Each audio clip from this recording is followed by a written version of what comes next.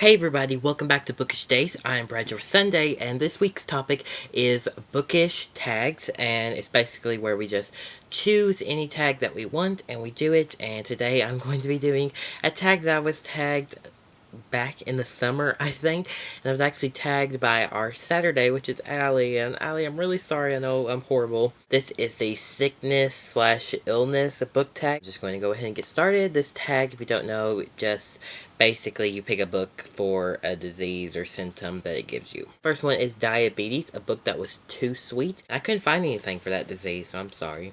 Second one is Chicken Pox, a book that you've read once but never will again. And with this one, I chose The Marbury Lens by Andrew Smith. This is the only book I've ever gave 1 star, and I will not be reading this again. Number 3, Influenza, the flu, the contagious book that spreads like a virus. And I'm sure y'all know what's coming. I chose Incarnate by Jody Meadows because I try to push this book on everybody. In fact, I just convinced Ryan at Ryan Reads Books to purchase Incarnate, so I am really happy about that. Yes, I believe everyone should read this book because it is my favorite book of all time. 4, The Cycle, a book that you read every month, year, or often.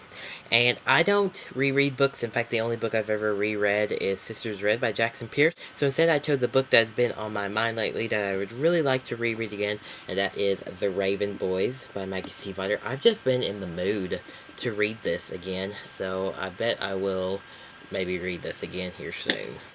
5, Insomnia, a book that kept you up all night, and as soon as I read that question, I knew exactly what I would pick, and I picked 10 by Gretchen McNeil. This book is phenomenal. I started reading this like the day after it came out at like 10:30 at night and finished it at like 2 in the morning. It is a short book, but it's very addicting, and I had to know who the killer is, so this definitely kept me up all night. And I, in case you don't know, I do stay up very late at night reading books, but this is the only book that I have ever started and finished in one night. 6, Amnesia, a book that's been forgotten after reading and failed to leave a powerful impression on your memory. For this, I chose Mask of the Red Death by Bethany Griffin. I was just very disappointed with this book. I didn't really take anything from it. In fact, I don't really remember a lot about what happened in it. 7, Asthma, a book that took your breath away. And I chose A Monster Calls by Patrick Ness.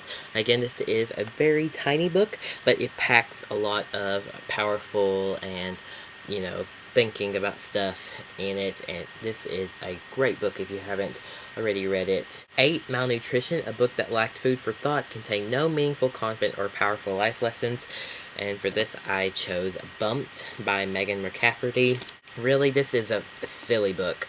It's supposed to be about choices and teen pregnancy, and really, after I read it, I took nothing from this book about that. It's just kind of a silly book. And finally, number 9, Travel Sickness, a book that took you on a journey through time or space to a specific local on the map.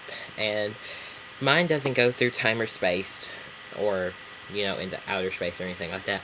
But whenever I read this question, I knew exactly what I wanted to pick for this because this book did just that. It took me to this place.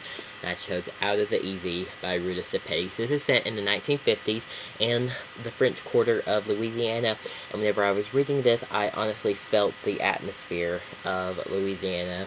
I just felt like I was walking around with all these characters, and Ruta Sepetys did an awesome job at managing to capture all of that atmosphere.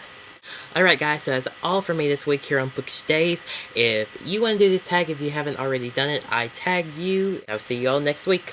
Happy reading.